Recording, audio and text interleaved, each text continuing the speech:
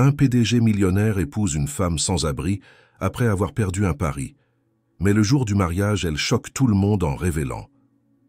La lumière tamisée du salon privé baignait les murs d'un éclat doré, reflet des lustres antiques suspendus au plafond. Le champagne coulait à flots, les conversations s'entremêlaient dans un murmure sophistiqué et les rires feutrés des convives traduisaient l'aisance d'une élite qui n'avait jamais connu le manque. Julien Moreau, 37 ans, trônait au centre de cette opulence comme un roi moderne.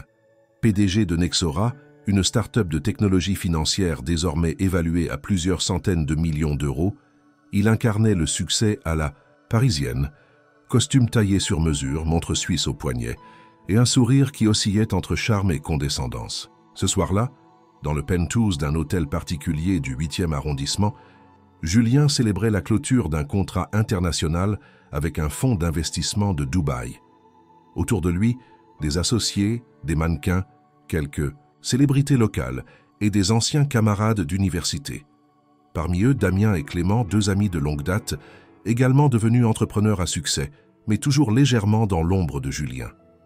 La soirée battait son plein lorsqu'un échange anodin dériva vers une conversation plus provocante sur les relations amoureuses et le pouvoir de l'argent. « Soyons honnêtes, » dit Damien en sirotant son cognac. « Toi, tu pourrais épouser n'importe qui. Avec ton fric et ta gueule, même une nonne sortirait du couvent pour toi. »« Non, » corrigea Clément en riant, « même une SDF dirait oui. Juste pour vivre dans son penthouse de la rue du Faubourg Saint-Honoré. » Julien, adossé contre le bar, haussa un sourcil amusé. Il n'était jamais du genre à refuser un défi, surtout lorsqu'il s'agissait de son pouvoir de persuasion. « Une SDF, sérieusement. Vous pensez que c'est une question de désespoir ? Moi, je dis que l'argent rend tout possible, même le mariage. » Les rires se mêlèrent aux exclamations faussement choquées. Damien, flairant l'occasion de piéger son ami dans une situation ridicule, se pencha vers lui. « Prouve-le. » « Comment ça ? Ce soir, tu sors, tu trouves une parfaite inconnue, quelqu'un de la rue, et tu la demandes en mariage. Pas un flirt, un vrai mariage. Tu as 30 jours. » Julien sourit, sûr de lui. Il adorait ce genre de paris absurdes, surtout lorsqu'il croyait avoir le contrôle absolu sur les résultats. « Marché conclu, mais je choisis qui je veux. Pas vous, évidemment. Mais elle doit être une parfaite inconnue, visiblement en marge de cette société que tu domines. Sinon, ce n'est pas drôle. » Parfait. Le silence s'installa un instant. Chacun, réalisant que Julien ne plaisantait pas, il vida son verre et attrapa sa veste. « Je reviens bientôt avec une fiancée. » Et sans un mot de plus, il descendit les marches de marbre, laissant derrière lui une assemblée mi-fascinée, mi-incrédule. L'air de la nuit parisienne lui gifla le visage alors qu'il sortait sur les Champs-Élysées. Les rues étaient encore animées malgré l'heure avancée. Il monta dans sa berline noire et ordonna à son chauffeur de le conduire vers un quartier plus populaire. Il ne savait pas encore ce qu'il cherchait exactement. Une preuve, un défi, un spectacle, peut-être un mélange de tout cela. Il voulait prouver qu'il pouvait tout acheter, même une promesse de vie à deux. À travers les vitres teintées, il observait les passants avec une froide curiosité, comme un chasseur guettant sa proie. Le véhicule s'arrêta enfin près de la gare de Lyon, où les trottoirs accueillaient une autre réalité de la ville lumière, celle des sans-abri, des exclus, des invisibles. Julien descendit et marcha seul pendant plusieurs minutes. Il croisa des regards fuyants, des silhouettes recroquevillées, des murmures inaudibles. Puis, sous une marquise métallique, à l'abri d'un restaurant fermé, il la vit. Une femme assise, les jambes croisées, la tête levée vers le ciel nocturne. Elle ne mendiait pas. Elle ne dormait pas. Elle observait simplement, comme si elle attendait quelque chose, ou quelqu'un. Julien s'approcha intrigué par cette posture calme au milieu du chaos. Il s'arrêta à quelques pas d'elle. Elle tourna la tête, le regarda droit dans les yeux. Pas de peur, pas de gêne, juste une attente silencieuse. Il esquissa un sourire, certain d'avoir trouvé sa cible. La partie pouvait enfin commencer. « Bonsoir. J'ai une proposition étrange à vous faire. » La femme ne bougea pas. Seul un sourcil légèrement haussé trahit une curiosité passagère. Julien sentit une étincelle d'excitation. Ce pari allait peut-être se révéler bien plus intéressant que prévu. Il ne savait pas encore à quel point. Une proposition étrange, répéta la femme sans bouger, la voix grave et parfaitement posée, contrastant avec l'état apparent de sa situation. Julien fut surpris. Il s'attendait à une voix tremblante, à une réaction de méfiance ou de soumission. Mais elle le regardait comme s'il était un simple passant, ni menaçant ni important. Il s'humecta les lèvres, réalisant que son approche habituelle, charme, contrôle, confiance, ne fonctionnerait peut-être pas aussi aisément ici. « Faïhoussam, je suis sérieux. Écoutez, je m'appelle Julien Moreau. Je suis chef d'entreprise et ce soir j'ai fait un pari idiot avec des amis. Le genre de défi qu'on lance pour rire. Ils m'ont dit que je ne pourrais pas convaincre quelqu'un de complètement inconnu, quelqu'un de la rue de m'épouser en 30 jours. Alors me voilà devant vous. » Il s'attendait à ce qu'elle rie ou qu'elle l'envoie balader, mais elle resta silencieuse, le détaillant longuement. Son regard était d'une intensité rare, analytique, presque dérangeant. Julien avait l'habitude qu'on le scrute avec admiration ou jalousie, jamais avec cette neutralité coupante. « Vous êtes donc venu ici pour jouer avec la vie de quelqu'un? Pour prouver que votre argent peut tout acheter ?» demanda-t-elle enfin. « Ce n'est pas aussi cynique. Enfin, si, peut-être un peu. Mais je ne vous demande pas de tomber amoureuse, ni de faire semblant éternellement. C'est un mariage de 30 jours. Vous serez logé, nourri, habillé, respecté. Une sorte de contrat social, une expérience. » « Une expérience ?» répéta-t-elle. « Un accord temporaire. Vous pouvez dire non, évidemment. Mais si vous dites oui, vous sortirez de la rue, au moins pour un mois. Et vous serez libre de partir après. » Elle le fixa encore quelques secondes, puis à la stupeur de Julien, se leva d'un geste lent et digne. Elle était grande, élancée. Son manteau usé ne parvenait pas à masquer une certaine prestance naturelle. Elle avança de quelques pas et tendit la main. Camille Rousseau. Julien serra cette main sans réfléchir, comme s'il scellait un pacte avec une entité inconnue. Elle continua. « Je vous prends au mot, Julien Moreau. J'accepte votre proposition. » Il cligna des yeux, pris au dépourvu. Il avait préparé toute une série d'arguments de rechange, de discours pour convaincre. Et elle avait accepté, juste comme ça. « Vous acceptez vraiment? Vous avez dit que je pouvais dire non. Je choisis de dire oui. Pas pour votre argent, mais parce que je suis curieuse. J'aimerais bien voir jusqu'où va votre arrogance. » Le ton n'était pas agressif, juste direct. Julien se força à sourire, un peu déstabilisé. Il s'attendait à devoir insister, pas à être évalué. « Très bien. Alors, Camille Rousseau, bienvenue dans ma vie absurde. » Elle haussa les épaules. « Tant que ce n'est pas une cage dorée. » Ils quittèrent ensemble le trottoir humide, sous les regards incrédules de 2 sans-abri installés plus loin. Le chauffeur de Julien eut un mouvement de surprise, en voyant la femme qui l'accompagnait, mais Julien le fit taire d'un simple regard. Pendant le trajet vers son appartement, Julien jetait de rapides coups d'œil à Camille. Elle observait l'intérieur du véhicule avec calme, sans émerveillement ni commentaire. Il s'attendait à de l'étonnement, de la nervosité, même un soupçon de reconnaissance. Rien de cela n'apparut. Elle semblait simplement présente. « Vous avez toujours été à Paris ?» demanda-t-il, brisant le silence. « Non, mais j'y ai tout perdu. Alors j'y suis resté. » Il ne répondit pas. Il aurait voulu demander ce qu'elle avait perdu, pourquoi, comment. Mais il sentait qu'elle ne dirait rien pour l'instant. Elle n'était pas une pièce de puzzle à assembler trop vite. Et pour une raison qu'il ne comprenait pas encore, il respectait déjà cette réserve. En arrivant à l'immeuble, un concierge ouvrit la porte avec précipitation, lançant un regard curieux à Camille. Julien fit signe qu'elle était avec lui, sans explication. L'ascenseur les mena au dernier étage, où un vaste appartement moderne ouvrait sur une vue imprenable de la Seine. Camille regarda autour d'elle, lentement. « Impressionnant. C'est là que vous vivrez pour les 30 prochains jours. Vous aurez votre propre chambre, bien sûr.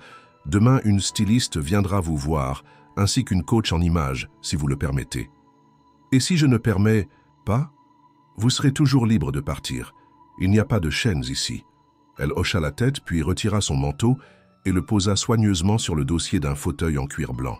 Elle portait un simple pull gris et un jean trop grand, mais tenait son corps avec une élégance discrète. « J'accepte. Mais je ne suis pas un projet. Je ne suis pas là pour que vous me changiez. Je jouerai votre jeu, mais à ma manière. » Julien sentit un frisson le parcourir. Ce n'était pas une figurante pour une farce mondaine. Il venait d'inviter dans son monde quelqu'un de bien plus complexe qu'il ne l'imaginait. Et étrangement, cela le captivait déjà.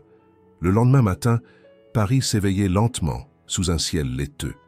Dans le vaste appartement de Julien Moreau, les premiers rayons de lumière traversaient les baies vitrées, inondant le salon d'une clarté douce. Camille. Claire Rousseau se tenait droite au bord du balcon, une tasse de café entre les mains, vêtue d'un peignoir en coton épais que la gouvernante lui avait apporté. Elle observait la ville sans émotion apparente, comme si elle essayait de redécouvrir un territoire autrefois familier. Julien, encore vêtu de son costume de nuit, la rejoignit légèrement mal à l'aise. Il n'avait pas l'habitude de partager son espace avec qui que ce soit, encore moins avec une femme qui semblait si imperméable à ses habitudes.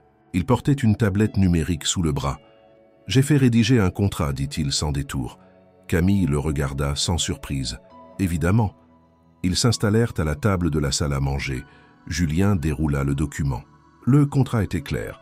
30 jours de cohabitation dans le cadre d'un mariage civil symbolique, avec des clauses précises sur la confidentialité, la liberté de Camille de quitter le contrat à tout moment et la garantie d'un hébergement temporaire post-mariage, quelle que soit la suite des événements. « Je ne veux pas que tu te sentes obligé de quoi que ce soit », précisa-t-il. « Ce n'est pas une mise en scène de télé-réalité. Tu as le contrôle de ton image, de ton corps, de tes choix. » Camille lut chaque ligne avec attention. Julien fut impressionné par la rigueur de son analyse, la manière dont elle posait des questions précises, réclamait des modifications, exigeait des garanties juridiques. Ce n'était pas une signature automatique pour échapper à la rue. C'était une négociation d'égal à égal. « C'est acceptable », conclut-elle enfin. « Mais je veux ajouter une clause. Pas d'interview, pas de promotion. Si ce mariage devient un spectacle, je m'en vais. » Marché conclu. Une fois le contrat signé, Julien passa un coup de fil. En moins d'une heure, un styliste renommé, une coach en images et un chef personnel franchissaient le seuil de l'appartement. Chacun fut brièvement présenté à Camille, qui les salua avec politesse, mais sans la moindre trace de soumission ou de gratitude excessive. « Je ne veux pas être transformée », déclara-t-elle à la styliste. « J'accepte d'être préparée, mais je reste moi. » La styliste, une femme vive aux cheveux argentés, hocha la tête, intriguée par ce défi atypique. Elle comprit rapidement que Camille ne se laisserait pas réduire à une vitrine de luxe. Elle composa donc avec élégance, choisissant des tenues simples mais raffinées, qui mettaient en valeur sa silhouette sans la déguiser. La coach en images, quant à elle, proposa quelques exercices de posture et de diction. Mais Camille les maîtrisait déjà avec une aisance déconcertante. Lorsqu'elle lut un extrait d'un discours fictif devant le miroir, sa voix était posée, ferme, sans tremblement. La coach, un peu déstabilisée, la regarda en silence.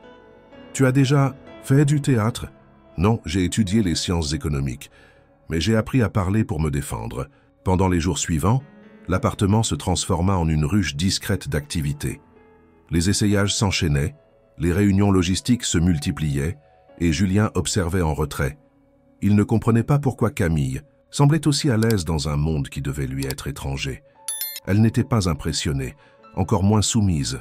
Elle s'adaptait, comme si elle reprenait possession d'un territoire abandonné. « Charlotte est brillante », murmura un jour la styliste à Julien.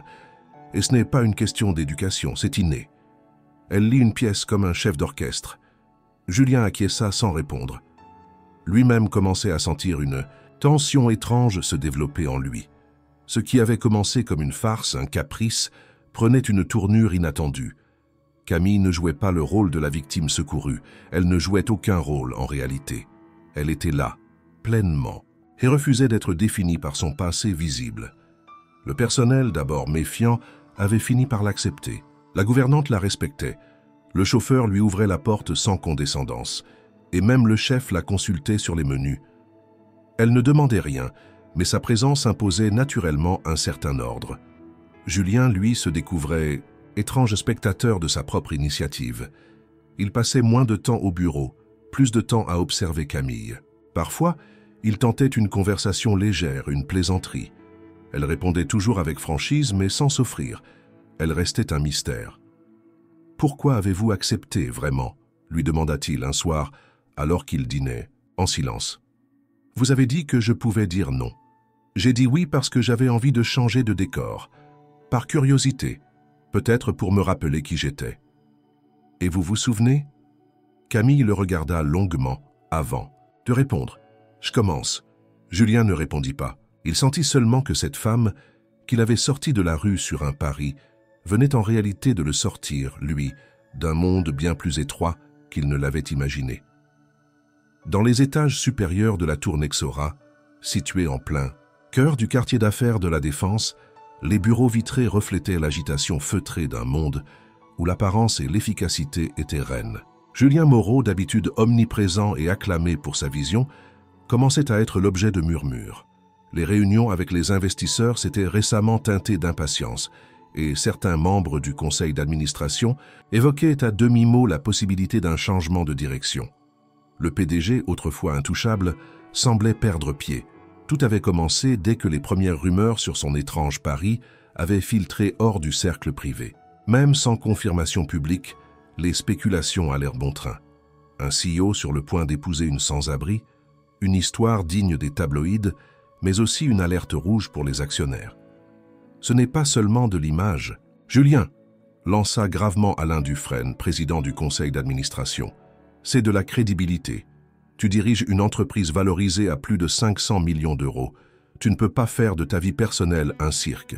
Ta vie personnelle ne regarde personne, répliqua Julien sec et direct. Sauf quand elle menace la valeur de l'entreprise, objecta Sophie Lambert, directrice marketing, au ton plus acéré que de coutume. Sophie, autrefois fiancée à Julien, n'avait jamais accepté l'échec de leur relation. Elle s'était imposée dans l'entreprise avec une détermination féroce, et beaucoup murmuraient qu'elle n'attendait qu'un faux pas de Julien pour tenter de gravir la dernière marche. L'affaire Camille lui avait offert une opportunité inespérée. « Tu es en train de tout saboter pour un caprice », continua-t-elle. « Une femme sortie de nulle part, sans antécédent, sans référence, qui accepte soudain de t'épouser. Tu ne vois pas que tout le monde y voit une manipulation ?»« Ce n'est pas une manipulation, trancha Julien. Tu es trop impliqué pour être objectif, Julien, intervint un autre administrateur. Tu devrais prendre un congé, laisser l'intérim à quelqu'un d'autre, jusqu'à ce que tout cela se tasse. Julien serra les mâchoires. Il savait qu'il cherchait à l'écarter, à profiter de son moment de vulnérabilité pour reprendre le contrôle. Mais ce qu'il ne comprenait pas encore, c'était sa propre obstination à défendre Camille. Ce n'était plus un jeu, ni un pari. C'était devenu une question de principe, de respect. Peut-être même quelque chose de plus intime qu'il n'était prêt à l'admettre. Pendant ce temps, Camille, de son côté, faisait face à un autre type de résistance. Chaque jour, elle se rendait au siège de Nexora à la demande de Julien, dans le but, officiel, de se familiariser avec son futur environnement. Les employés la regardèrent d'abord avec suspicion, certains l'évitant ostensiblement, d'autres murmurant sur son passage. Mais elle ne bronchait pas. Elle observait, écoutait, posait des questions pertinentes lors des présentations internes. Un matin, alors qu'elle assistait discrètement à une réunion stratégique sur l'expansion européenne, elle demanda d'un ton calme « Pourquoi l'étude de marché ne prend-elle pas en compte les zones à faible connectivité ?»« Numérique ? Vous parlez d'inclusion bancaire, mais vous excluez d'office des millions de clients potentiels. » Le silence tomba dans la salle. Un des analystes bredouilla une justification technique. Camille le coupa avec une douceur polie, mais tranchante. « Ce n'est pas une contrainte technique, c'est une paresse stratégique. » Julien, présent à la réunion, n'intervint pas. Il la regardait, fasciné. Camille avait saisi les enjeux avec une rapidité déconcertante, et ses remarques étaient plus affûtées que celles de la moitié de son équipe. Il sentait une tension naître entre elle et certains cadres, mais aussi une curiosité croissante chez d'autres. « Qui est-elle » entendit-il un jour un jeune chef de produit murmurer dans l'ascenseur. « Elle en sait plus que nous tous. » La dynamique changeait, lentement. Ce que beaucoup avaient vu comme un coup de folie commençait à ressembler, pour certains, à une énigme stratégique. Camille ne cherchait ni à séduire ni à convaincre. Elle s'imposait par sa seule présence, son intelligence froide, sa lucidité. Et Julien, malgré les menaces, les avertissements et les tensions, commençait à comprendre que sa vie tout entière venait de franchir une ligne invisible. Il était à la fois défié et inspiré, et il ne pouvait plus reculer. Le salon feutré du Cercle des ingénieurs de Paris accueillait ce soir-là un dîner de gala privé, organisé par Nexora, à l'initiative de Julien Moreau lui-même. L'objectif affiché était de renforcer les liens avec les partenaires institutionnels et les clients stratégiques. Mais en coulisses, beaucoup savaient que c'était surtout une tentative de contrôle de dégâts, une démonstration de stabilité face à la tempête médiatique naissante autour du CEO et de sa mystérieuse future épouse. Les invités affluaient, habillés avec une élégance calculée. La haute société parisienne était au rendez-vous. Décideurs financiers, dirigeants de start-up, journalistes spécialisés, anciens camarades de promotion et quelques figures politiques. Tous partageaient une même curiosité, voir de leurs propres yeux la femme que Julien Moreau avait choisi d'épouser dans des circonstances si discutables. Lorsque Camille Rousseau entra au bras de Julien, un silence respectueux se fit sentir. Elle portait une robe longue bleu nuit, sans bijoux ostentatoires. Sa chevelure brune, légèrement ondulée, encadrait un visage calme, sans maquillage excessif. Elle avançait avec assurance, le regard droit, et saluait d'un simple mouvement de tête ceux qui osèrent la fixer trop longtemps. « C'est elle » chuchota une invitée à son voisin. « Oui, et elle ne ressemble pas du tout à ce que j'imaginais. » Le couple fut conduit à la table centrale, sous les flashs discrets des photographes accrédités. Le dîner débuta dans une ambiance tendue, mais maîtrisée. Julien tentait de masquer son agitation sous des sourires protocolaires, tandis que Camille observait la salle comme un jeu d'échecs silencieux. À mi-repas, un banquier du Luxembourg, visiblement curieux, lança la question qui flottait sur toutes les lèvres.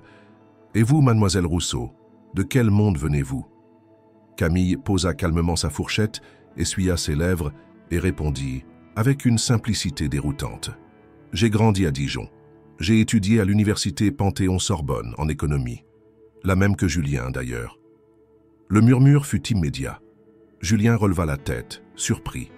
Il n'avait jamais su cela. Il tenta de capter son regard, mais Camille ne le regarda pas. Elle poursuivit. « J'ai abandonné en 2e année. Des circonstances personnelles. Ensuite, ma vie a pris un autre chemin. »« Vous avez étudié à la Sorbonne » insista une femme à la droite de Julien, visiblement troublée. « Oui, avec une bourse d'excellence. » Les convives restèrent quoi? Personne ne savait s'ils devaient être impressionnés ou encore plus méfiants. Comment une étudiante brillante issue d'une grande université pouvait-elle se retrouver dans la rue? Les murmures se transformèrent en questions silencieuses, les regards en jugement suspendus. Julien, lui, était déstabilisé. Pourquoi n'avait-elle jamais mentionné cela? Il aurait voulu lui parler, mais elle semblait, pour la première fois depuis le début de cette mascarade, véritablement ailleurs. Une tension nouvelle planait dans la pièce. La suite du repas fut moins animée. Camille ne chercha pas à se justifier. Elle ne raconta rien de plus, laissant un vide volontaire dans l'histoire. Ce non-dit devint un murmure permanent. Elle ne demandait pas de compassion, ne proposait pas de narration larmoyante. Elle laissait simplement les autres face à leur propre jugement. Plus tard, alors que la soirée touchait à sa fin, Julien l'interpella discrètement sur la terrasse. « Pourquoi ne m'as-tu jamais dit que tu avais étudié là-bas, que nous avions été dans la même université ?» Camille le regarda sans colère. « Tu ne m'as jamais posé la question. J'aurais aimé savoir. Et cela aurait changé, quoi? Que je sois passé par la Sorbonne ou par une école de commerce, j'étais toujours la femme que tu as trouvée sous cette marquise. » Julien sentit une pointe d'agacement, mêlée à une curiosité croissante. Elle l'échappait encore, comme un labyrinthe dont il ne verrait jamais le centre. « Tu es brillante. Tu aurais pu réussir n'importe quoi. Mais je n'ai pas réussi. C'est cela que personne ici ne comprend. Une chute ne prévient pas. Elle ne prévient jamais. » Il la regarda longtemps sans rien dire. La brise fraîche de la nuit soulevait les pans de sa robe. Elle semblait à la fois ancrée et flottante, comme si elle existait en dehors des conventions, des attentes, des récits imposés. « Tu comptes un jour raconter le reste ?» demanda-t-il. « Peut-être, ou peut-être pas. Tu n'es pas le seul à devoir affronter des regards qui jugent. Mais moi, je n'ai jamais eu le privilège de me cacher derrière un nom ou une société. » Julien recula d'un pas, comme heurté. Pour la première fois, il ne se sentait plus maître de rien. Camille n'était pas une erreur de parcours ni un défi. Elle était un miroir. Et dans ce miroir, il découvrait un homme bien plus vulnérable qu'il ne l'aurait cru. La semaine suivant, le dîner de gala fut marqué par une tension croissante dans les couloirs de Nexora. Les sourires devenaient rares, les conversations se faisaient plus discrètes, et les réunions entre hauts cadres se multipliaient à huis clos. Mais c'est dans l'ombre des services de communication que le vrai front de bataille se préparait. Sophie Lambert, directrice du marketing et ex-fiancée de Julien Moreau, n'avait jamais réellement accepté la fin de leur relation. Leur rupture, survenue 2 ans auparavant, avait été douloureuse, mais politiquement camouflée. Elle avait su garder la façade d'un professionnalisme impeccable, tout en accumulant rancune et ambition contenue. L'affaire Camille lui offrait désormais l'arme qu'elle attendait. Un matin, alors que Julien arrivait au siège, son attaché de presse le suivit d'un pas pressé jusqu'à son bureau. « Il faut que vous voyiez ça », dit-elle en tendant une tablette. Sur l'écran, un article fraîchement publié par un site spécialisé dans les affaires économiques titrait en lettres noires « Nexora. La fiancée du PDG est-elle une usurpatrice ?» En dessous, une photo floue de Camille sortant d'un centre d'accueil, accompagnée de supposées déclarations anonymes évoquant son comportement manipulateur et ses liens avec des groupes radicaux anticapitalistes. Julien se laissa tomber dans son fauteuil, abasourdi. « C'est Sophie », murmura-t-il. Il n'avait aucune preuve directe, mais tout dans cette attaque portait sa signature. La stratégie d'image inversée, le ciblage émotionnel, le timing. Parfait. Elle n'accusait pas frontalement. Elle insinuait, semait le doute, mobilisait des sources anonymes et profitait de la moindre faille pour construire un récit déstabilisant. Julien convoqua Sophie dans l'heure. Elle entra dans le bureau avec le même sourire poli qu'elle arborait lors des réunions. « Tu voulais me voir ? Tu sais très bien pourquoi. Tu as lancé cette campagne contre Camille. Tu crois vraiment que je suis derrière chaque mauvaise nouvelle te concernant? Peut-être que tu sous-estimes à quel point cette relation inquiète les gens. Ce n'est pas une relation, c'est un mariage, et ce que tu fais là pourrait avoir des conséquences juridiques. Juridiques? Tu vas me poursuivre en diffamation? Allez, Julien, tu sais comme moi que ton image ne tient plus qu'à un fil. Ce que tu fais avec cette femme, ça nous met tous en danger. L'entreprise, nos partenaires, nos employés. » Elle s'approcha, baissant la voix. « Tu crois que c'est elle qui a besoin d'aide? Non, c'est toi. Tu es en train de tout perdre parce que tu refuses de voir l'évidence. Elle te manipule. Tu ne sais rien d'elle. Justement, personne ne sait rien. Elle débarque de nulle part, parle comme une diplômée, vit comme une miraculée et maintenant, elle s'installe dans ton cercle. Réveille-toi. » Julien resta immobile. Chaque mot de Sophie était acéré, calculé pour faire mal, mais ce n'était pas cela qui le troublait. C'était la peur qu'elle incarnait, cette peur que beaucoup ressentaient sans la nommer. Celle de voir une étrangère, une inconnue, s'immiscer dans un monde hermétique, sans invitation ni pédigré. Elle n'a rien demandé, Sophie. C'est moi qui ai provoqué cette situation, et elle la gère avec plus de dignité que la moitié des gens dans ce bâtiment.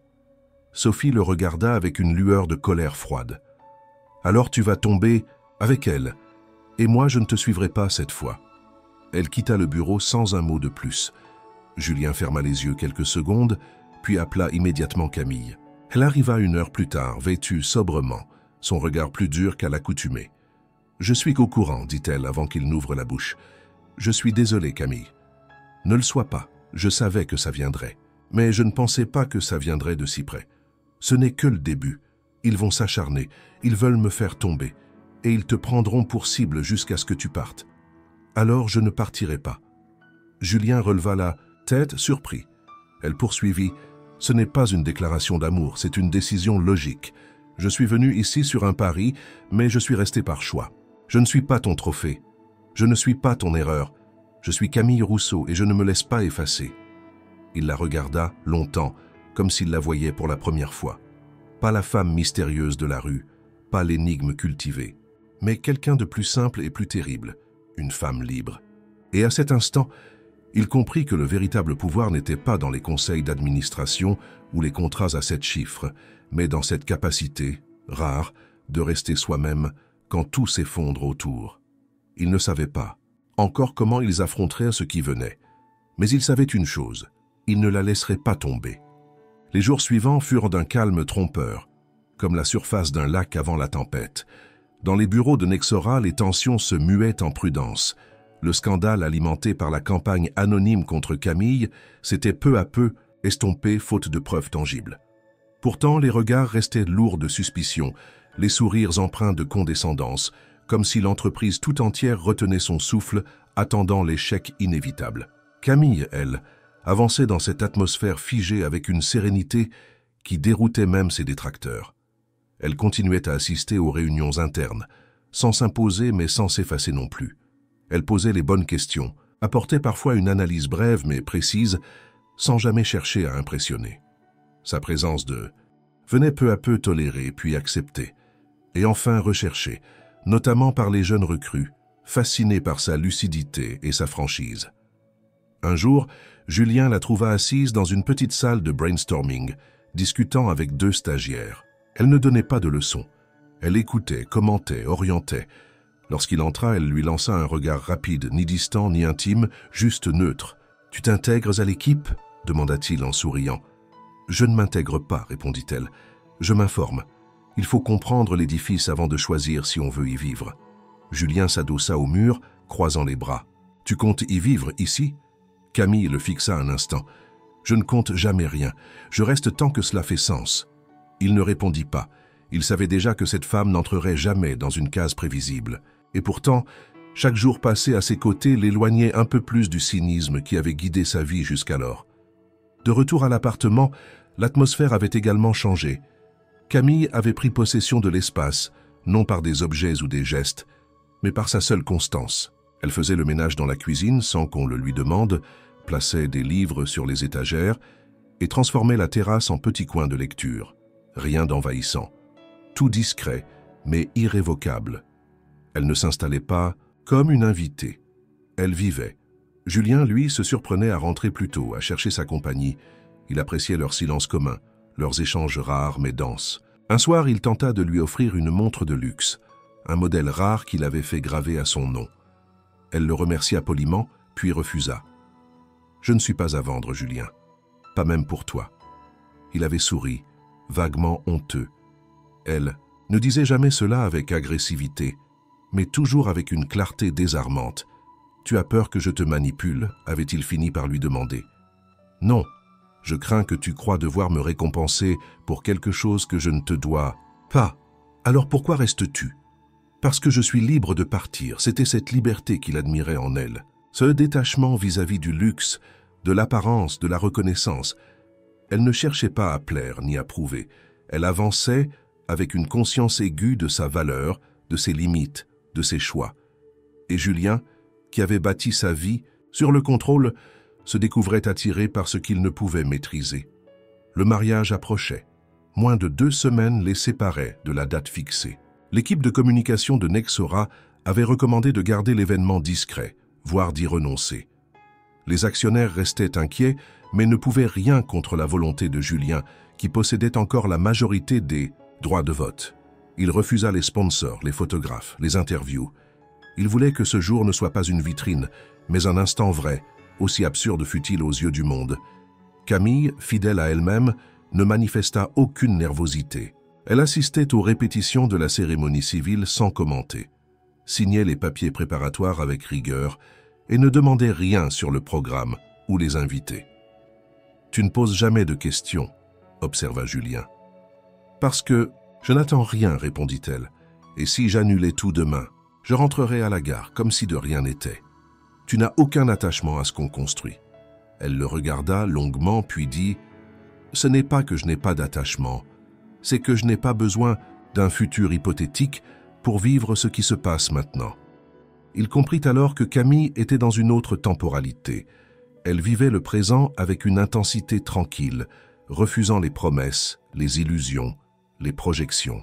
Et c'était cela, justement, qui le transformait. Il commençait à percevoir la vanité de ses anciennes certitudes, l'obsession de posséder, de contrôler, d'anticiper. Avec elle, il apprenait à exister sans filet, sans plan. Un matin, il se leva plus tôt que d'habitude, descendit à la cuisine et la trouva en train de lire, un café à la main.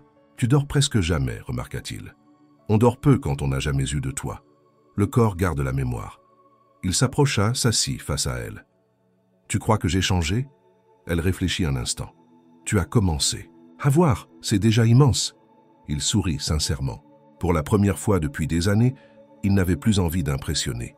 Il voulait juste être là, avec elle, sans masque. À 5 jours du mariage, alors que Julien commençait à croire que le pire était derrière eux, l'équilibre précaire qu'ils avaient construit vola en éclats. Ce fut une notification sur son téléphone tôt le matin qui le tira brutalement de ses pensées. Une alerte média accompagnée d'un lien vers une vidéo virale. Il s'agissait d'un enregistrement granuleux, filmé apparemment par une caméra de surveillance, montrant Camille dans un centre d'hébergement d'urgence quelques années plus tôt.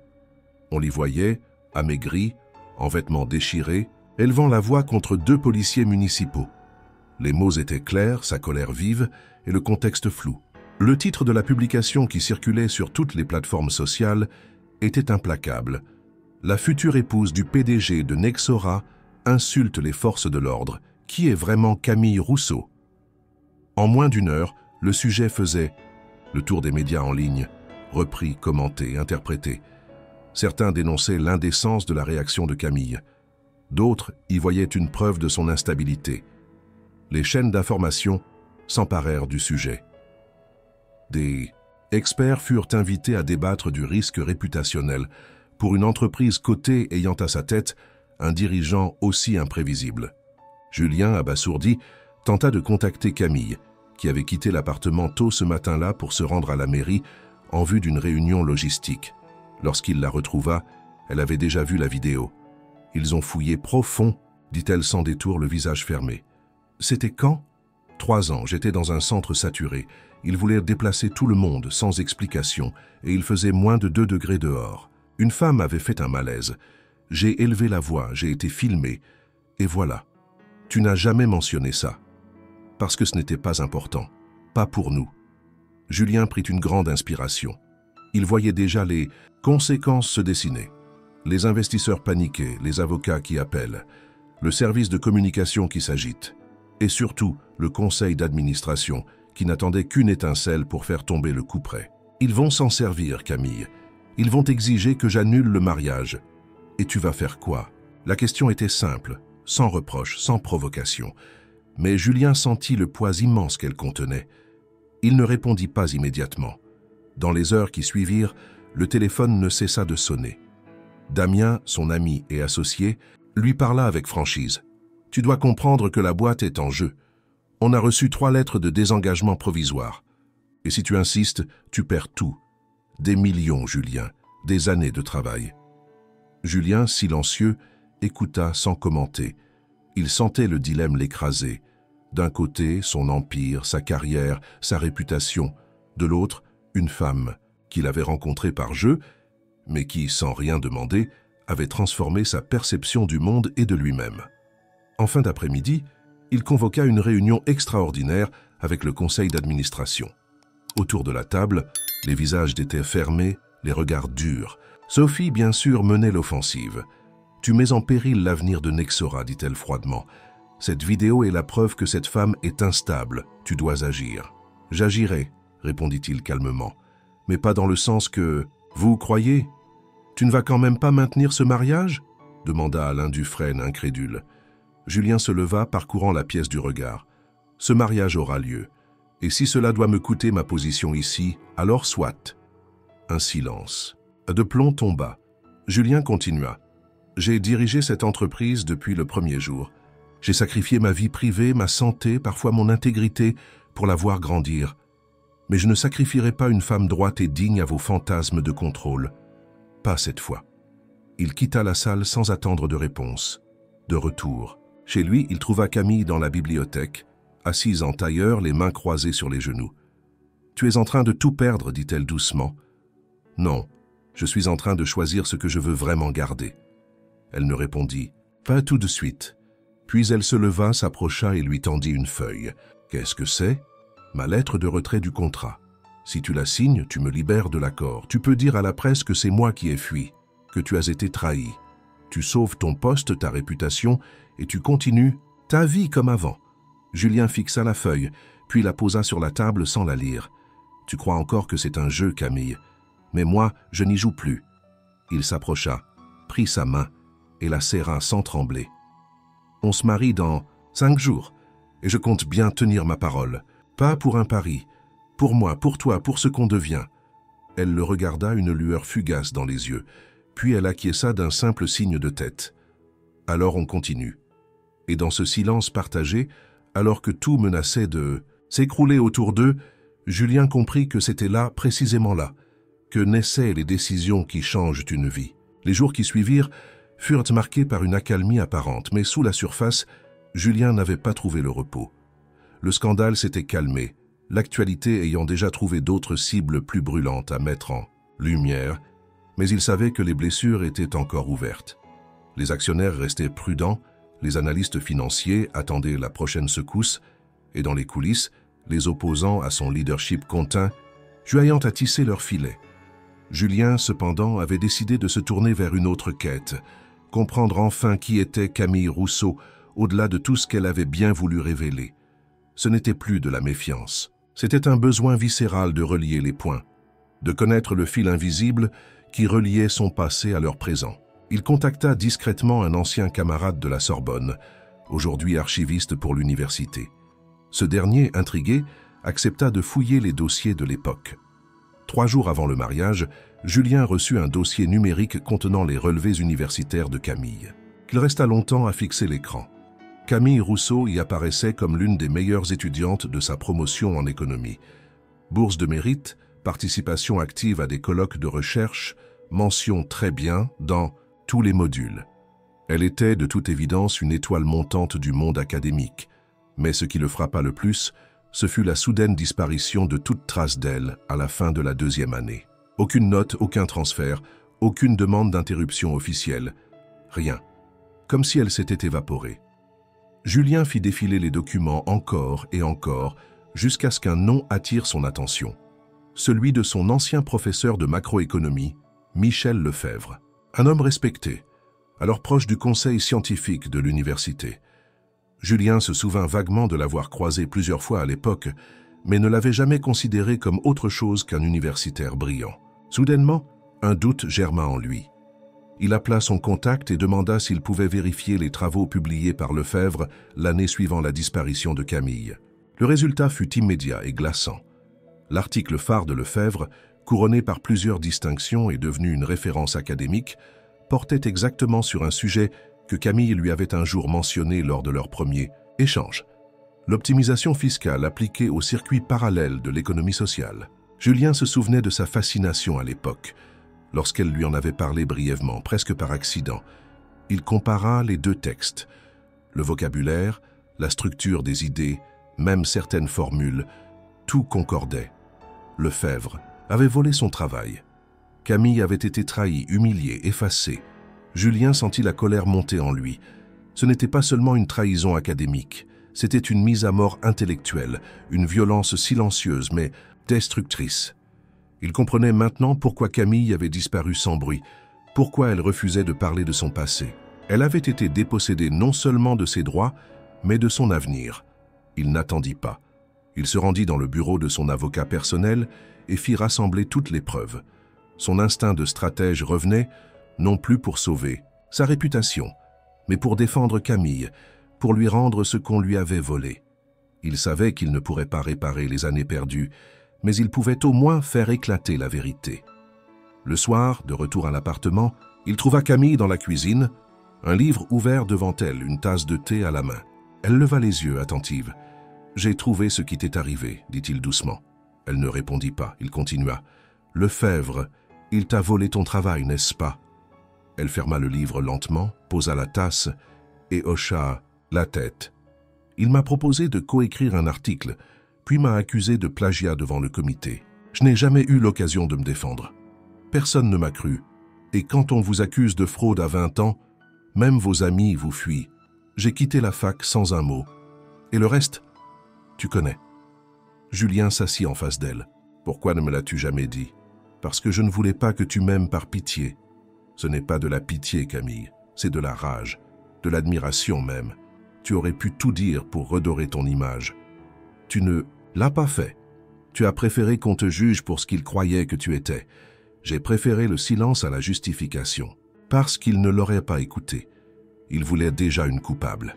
Il prit sa main. On peut faire quelque chose, porter plainte, exposer la vérité.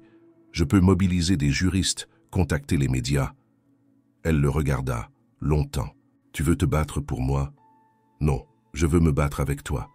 Elle esquissa un sourire fatigué. Alors on commence après le mariage, pas avant. Pourquoi? Parce que je veux que ce soit clair pour tout le monde. Je ne me marie pas pour redorer mon blason. Je me marie parce que j'ai décidé de ne plus fuir. Julien serra sa main un peu plus fort. Ce soir-là, il comprit que Camille, malgré toutes les pertes, toutes les humiliations, restait debout, non pas grâce à sa force, mais grâce à sa dignité, et qu'il avait trouvé en elle ce que tout son argent, toute sa gloire ne lui avait jamais offert, la vérité. Le 30 du mois arriva comme un point final, inévitable et solennel, à une histoire qui avait commencé dans la légèreté d'un Paris nocturne. À 8 heures du matin, Paris s'éveillait dans une lumière blanche et froide. Une brise légère parcourait les rues du 7e arrondissement, et le discret hôtel de ville choisi pour la cérémonie était déjà entouré de journalistes, de curieux et de quelques militants, attirés par la rumeur d'un mariage peu conventionnel. Julien Moreau arriva le premier, vêtu d'un costume sobre, sans luxe ostentatoire, mais taillé avec une précision parfaite. Il salua brièvement les représentants de la presse, refusant toutes les demandes d'interview. Les caméras captèrent, son regard fermé, concentré, presque tendu. À ses côtés, Damien, son ami de longue date, le suivait en silence, conscient de la gravité du moment. « Tu es sûr ?» demanda-t-il une dernière fois, alors qu'ils franchissaient les marches du bâtiment. « Plus que jamais », répondit Julien sans hésitation. Camille arriva 20 minutes plus tard. Elle sortit d'une voiture noire, seule, sans demoiselle d'honneur ni cortège. Elle portait une robe ivoire à la coupe simple, droite, presque austère, qui contrastait puissamment avec les conventions des mariages de la haute société. Pas de dentelle, pas de traîne. Une robe qui disait « Je suis ici parce que je l'ai choisi ». Ses cheveux étaient attachés en un chignon flou sans bijoux. Elle salua les photographes d'un léger mouvement de tête et entra. Les invités, triés sur le volet, étaient déjà installés dans la grande salle du premier étage. Les bancs de bois clair, les fleurs blanches discrètement disposées, l'écho feutré des murmures, tout contribuait à une atmosphère étrange, suspendue. Il n'y avait pas d'orchestre ni de grande mise en scène. C'était un événement observé avec autant de fascination que de méfiance. Lorsque Camille entra dans la salle, un frisson parcourut l'assemblée. Elle ne souriait pas, ne fuyait pas les regards. Elle avançait lentement, son regard fixé droit devant elle. Certains convives, issus du monde des affaires, murmuraient entre eux. Des expressions d'incrédulité, de critique à peine voilées. D'autres, plus attentifs, restaient figés, incapables de détourner les yeux. Julien la rejoignit au centre de la pièce. Pendant quelques secondes, ils se regardèrent sans rien dire. Puis, à l'appel du maire, ils s'approchèrent de la table où les documents officiels attendaient. « Nous sommes réunis ici pour célébrer l'union de monsieur Julien Moreau et de mademoiselle Camille Rousseau », commença le maire, visiblement conscient du caractère inhabituel de l'Assemblée. Il lut les textes légaux, les obligations, les droits, la reconnaissance de la loi. Puis, au moment où il allait inviter les futurs époux à signer, Camille leva doucement la main. « Monsieur le maire, je souhaiterais dire quelques mots avant de signer. » Un murmure parcourut la salle. Julien se tourna vers elle, surpris. Le maire acquiesça, confus mais respectueux. Camille se redressa, se tourna vers les invités et inspira profondément. Sa voix, lorsqu'elle résonna dans la salle, était claire, assurée, sans tremblement. « Je sais pourquoi vous êtes là, certains par loyauté, d'autres par curiosité, et quelques-uns peut-être par voyeurisme. Je ne suis pas une illusion, pas un coup médiatique, pas une imposture. » Elle marqua une pause. « Il y a des années, j'étais une étudiante prometteuse. J'ai disparu. Non pas parce que je l'ai choisi, mais parce qu'on m'a effacé. J'ai erré, survécu, et j'ai appris à ne plus attendre de reconnaissance. Puis un soir, un homme m'a proposé un pari absurde, et j'ai accepté, pas pour lui, pas pour l'argent, pour moi. Les regards s'étaient figés, même ceux qui la méprisaient semblaient désormais suspendus à ses mots. Ce mariage est né d'un mensonge, mais il ne sera pas fondé sur un mensonge. Je ne suis pas une victime, ni un trophée. Je suis Camille Rousseau. Et si je me tiens ici aujourd'hui, c'est pour affirmer que personne ne devrait être défini par l'endroit où il dort, ni par les erreurs qu'on lui impose. » Un silence absolu suivit ces paroles. Le maire, visiblement ému, reprit la parole avec un ton plus grave. « Dans ce cas, Souhaitons la bienvenue à cette vérité. Julien regarda Camille. Il n'avait jamais été aussi fier, ni aussi bouleversé. Elle n'avait pas seulement repris sa place dans le monde. Elle avait redéfini ce que signifiait être à sa place. Ils signèrent tous deux, sans trembler. Le mariage fut officialisé dans une atmosphère d'une intensité rare. Pas de baiser théâtral, pas de pluie de pétales. Juste deux êtres qui s'étaient choisis, à contre-courant de tout. Lorsqu'ils sortirent, la presse tenta d'arracher quelques mots. Julien, pour une fois, s'arrêta. Pas de commentaires. Regardez-la, écoutez ce qu'elle vient de dire. C'est tout ce que vous devez retenir. Camille, à ses côtés, lui glissa doucement. Tu vois, ce n'est pas un pari perdu. C'est un pari transformé. Et pour la première fois depuis longtemps, Julien se sentit entier. Le lendemain du mariage, les mots de Camille résonnaient encore dans les salons de la haute société parisienne. La vidéo de son discours circulait déjà sur les réseaux sociaux, découpée, commentée, traduite. L'intensité de sa présence, la clarté de son propos et surtout son refus de s'effacer face au regard méfiant avaient retourné bien des opinions. Mais ce n'était que le prélude. 2 jours plus tard, Camille accepta pour la première fois de répondre à une invitation médiatique. Pas une émission de divertissement ou une interview sensationnaliste. Elle choisit un colloque universitaire, diffusé en ligne, organisé par une ancienne professeure qu'il avait reconnue dans la vidéo du mariage. Le thème « Mérite, exclusion et résilience dans les institutions académiques françaises ». Camille monta sur scène vêtue simplement, devant un public mêlant étudiants, enseignants et observateurs du monde éducatif. Elle resta silencieuse, quelques secondes, puis prit la parole. « Il y a plus de 10 ans, j'étais ici, étudiante en économie, boursière sur critères de mérite. Mon nom figurait dans les bulletins d'honneur.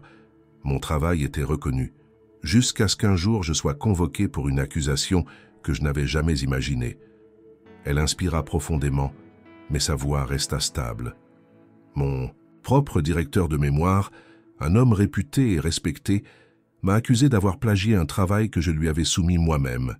Je n'ai eu ni défenseur, ni audience équitable. J'ai été condamné dans le silence. J'ai quitté l'université sans diplôme, sans réseau, sans espoir. Un frisson parcourut l'auditoire.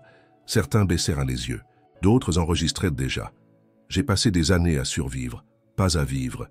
Le froid, la faim, l'humiliation de ne plus exister dans un monde qui ne pardonne pas l'échec, même quand il est imposé. Puis, un soir, un homme m'a proposé de me marier. Un jeu, une folie. J'ai accepté. Non pas pour redevenir quelqu'un aux yeux des autres, mais pour me rappeler que je n'avais jamais cessé de l'être. Elle marqua une pause, puis conclut « Aujourd'hui, je ne veux pas que l'on plaigne Camille Rousseau. Je veux que l'on écoute toutes les Camilles qu'on n'a jamais entendues, parce qu'aucune institution ne mérite d'être crainte. Par ceux qu'elle prétend former. » La salle éclata en applaudissements, non pas par politesse, mais avec une émotion brute.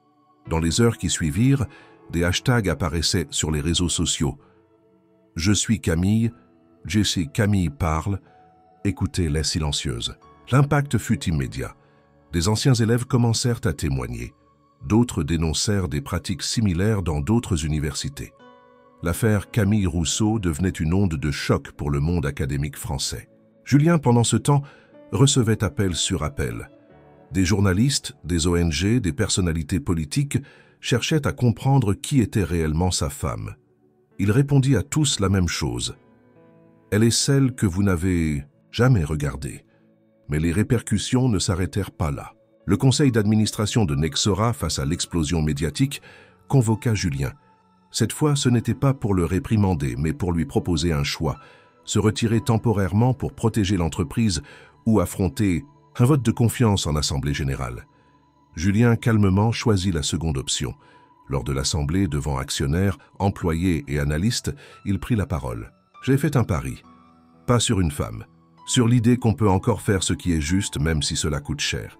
J'ai refusé de céder à la peur, aux pressions, aux injonctions d'une société qui confond stabilité et conformisme. Camille m'a appris qu'on ne dirige pas seulement avec des chiffres, on dirige avec du sens. Si vous ne voulez plus de moi, je partirai. Mais je partirai en paix. » Un long silence s'installa après son discours, puis une à une, les voix s'exprimèrent. Et contre toute attente, la majorité vota pour son maintien. pas par passion, mais par reconnaissance d'un courage que beaucoup n'avaient jamais vu chez lui auparavant. À la sortie, Camille l'attendait. Il s'approcha d'elle, fatigué mais soulagé. « Tu as changé quelque chose en moi », murmura-t-il. Elle lui répondit sans détour, « Tu avais simplement oublié qui tu pouvais être. » Et ce fut dans ce regard échangé, loin des caméras, que naquit la promesse la plus sincère de leur union, celle de ne plus jamais trahir ce qu'ils avaient découvert ensemble. Dans les jours qui suivirent la révélation publique de Camille, la France entière sembla s'arrêter pour l'écouter. Les chaînes d'information en continu diffusèrent son discours universitaire en boucle. Des chroniqueurs politiques analysèrent ses mots, des sociologues discutèrent de leur portée, et des journalistes creusèrent son passé pour en extraire chaque fragment oublié. Les réseaux sociaux, eux, étaient en ébullition. Des centaines de milliers de messages affluaient sous les hashtags créés en son nom. D'anciens élèves, des professeurs, des militants, mais aussi de simples citoyens racontaient leur propre silence, leurs injustices enfouies, inspirées par le calme inébranlable de Camille. Elle devint, en l'espace d'une semaine, un symbole inattendu de résilience, de vérité et de dignité dans un monde cynique. Les invitations affluèrent, des universités souhaitèrent l'accueillir pour des conférences, des fondations de recherche lui proposèrent des collaborations, des ONG la sollicitèrent pour porter la voix des invisibles. Camille choisit avec soin, refusant tout ce qui sentait l'opportunisme ou la récupération. « Je ne veux pas être une image », disait-elle à Julien. « Je veux rester une voix. » Dans l'appartement qu'ils partageaient encore, désormais protégé par une sécurité discrète, la vie avait changé de rythme. Julien passait ses journées entre réunions stratégiques et remaniements internes. La direction de Nexora, inspirée par la position qu'il avait tenue face au scandale, acceptait enfin de le suivre dans une réforme plus profonde. Sous l'impulsion de Camille, et avec l'appui croissant de certains cadres conquis par sa clarté d'analyse, Julien proposa un virage historique. Réorienter une partie des investissements de Nexora vers des projets d'impact social. « Ce n'est pas une charité déguisée », leur expliqua-t-il lors d'un conseil exceptionnel. « C'est une reconquête de sens. Les entreprises ne survivront plus si elles ne comprennent pas qu'elles doivent contribuer à réparer ce qu'elles ont participé à briser. » Certains membres du conseil grincèrent des dents. D'autres, pragmatiques, virent dans cette direction une opportunité de redorer leur image. Mais quelques-uns, pour la première fois, furent réellement touchés par la conviction qu'ils mettaient dans ces mots.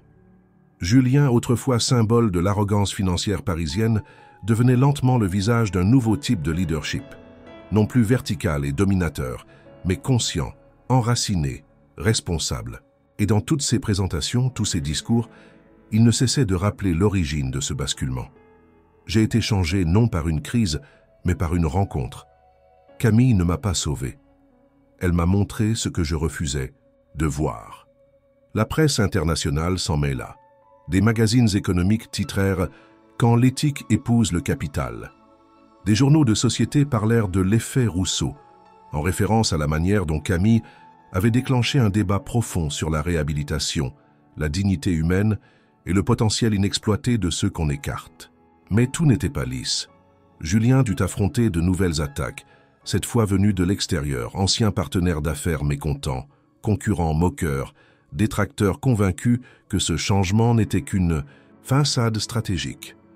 Il fut accusé de manipuler la douleur de Camille à des fins d'image.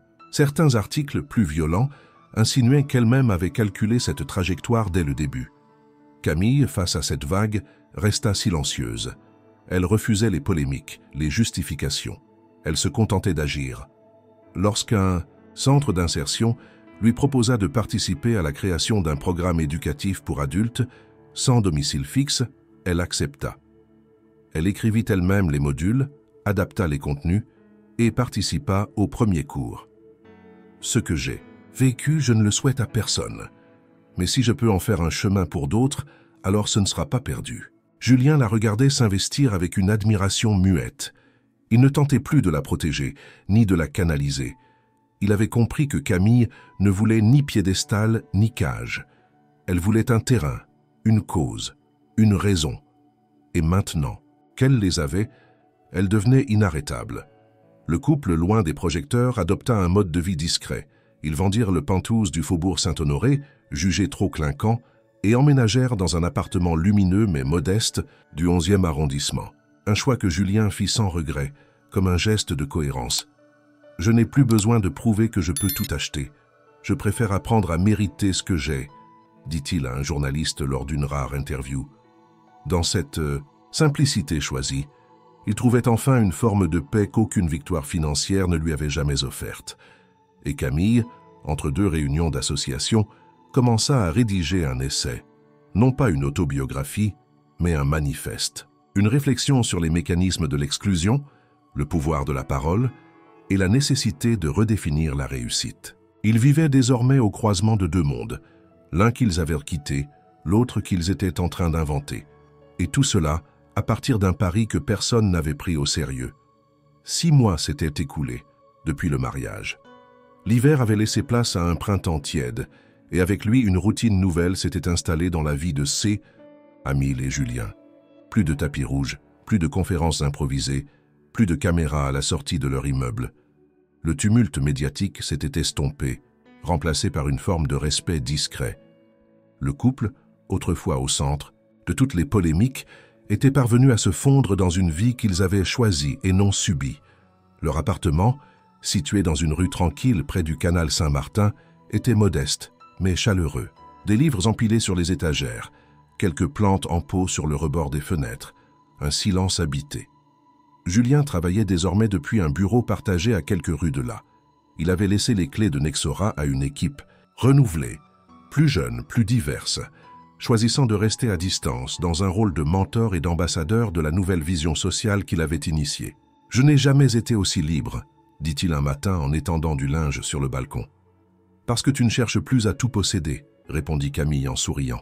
Elle, de son côté, co-dirigeait désormais un projet d'inclusion sociale financé en partie par un fonds éthique créé avec les bénéfices de Nexora.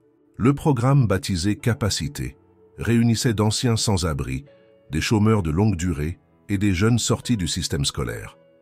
L'objectif n'était pas de leur imposer un modèle, mais de construire avec eux un chemin de retour à la dignité.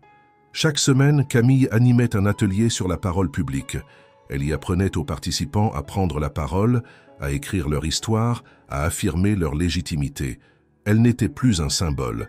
Elle était une actrice du changement, enracinée dans le réel. « Tu n'as jamais pensé à écrire un livre ?» lui demanda un soir Julien. « J'y pense, mais je veux d'abord vivre ce que j'écrirai. » Il ne cherchait pas à être parfait. Il y avait des tensions, des silences, des désaccords, mais aucun n'essayait plus d'avoir raison. Ils avaient appris à écouter, à attendre, à céder parfois. Leurs conversations n'étaient plus des affrontements ni des performances. Elles étaient des échanges vrais, parfois rugueux, mais toujours intègres. Un soir de juin, ils s'assirent sur le toit de leur immeuble, une bouteille de vin entre eux, à regarder les toits de Paris se teinter de rose. « Tu te souviens du Paris ?» demanda Julien. « Comment l'oublier ?» répondit Camille. « Si on devait tout recommencer, tu dirais « Oui ?» Elle le regarda longuement. « Je dirais peut-être non, mais je reviendrai quand même. » Il sourit, acceptant la réponse sans chercher à la contredire. Il savait qu'elle n'était pas une promesse, mais une vérité. Camille, les jambes croisées, regardait l'horizon. Sa voix était douce mais ferme. « Tu sais ce que je regrette parfois ? Dis-moi, que personne n'ait misé sur moi avant toi. Pas toi personnellement, mais le monde. Et tu crois qu'il mise sur toi maintenant ? Non ? Mais je n'ai plus besoin qu'il mise. Je construis sans son autorisation. » Julien se rapprocha et l'embrassa doucement sur l'épaule. « C'est pour ça que je t'aime. » Elle ne répondit pas. Ce n'était pas nécessaire. Quelques semaines plus tard, Camille fut invitée à Bruxelles pour parler devant une assemblée internationale de décideurs publics. Elle accepta non pour se montrer, mais pour dire ce qu'elle savait maintenant de façon certaine, qu'une société qui néglige ses marges se condamne à l'instabilité, qu'il ne suffit pas d'offrir des aides ou des refuges. Il faut rendre la parole, le pouvoir d'agir, la place. L'inclusion, ce n'est pas tendre la main, dit-elle ce jour-là, c'est faire un pas de côté pour ouvrir la voie à ceux qu'on a oubliés. Le discours fit grand bruit, mais Camille rentra à Paris le soir même, refusant les dîners de gala. Elle retrouva Julien, déjà en train de préparer le dîner. « J'ai fait des lentilles. J'espère que tu as faim. »« Toujours pour toi. » Ils rirent. Ce n'était pas un conte de fées. Il n'y avait pas de château, pas de fin triomphante, seulement deux êtres humains qui avaient accepté de se voir, de se choisir et de ne plus se trahir. La ville autour d'eux continuait à vivre à son rythme, bruyante, injuste, sublime. Mais dans ce petit appartement, sur ce toit sans faste, dans cette cuisine simple, quelque chose d'immense s'était produit. Un homme avait cessé de dominer pour apprendre à vivre. Et une femme, qu'on avait réduite au silence, avait choisi de parler. Non pour briller, mais pour éclairer le chemin.